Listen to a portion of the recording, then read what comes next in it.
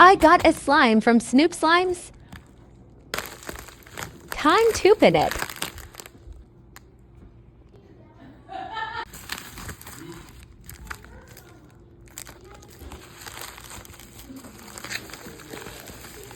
Here's the slime.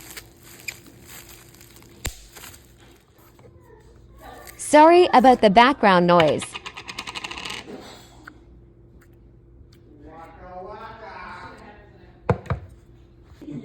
So pretty. It's really hot upstairs. Oh my god. You can fix that from the downstairs. You know what? R.I.P. beads. Not very good pokes, but amazing bubble pops. Smelled so good. And the texture was amazing. Did make my hands a little green though. The slime was amazing. It was called Moss Cake from Snoop Slimes.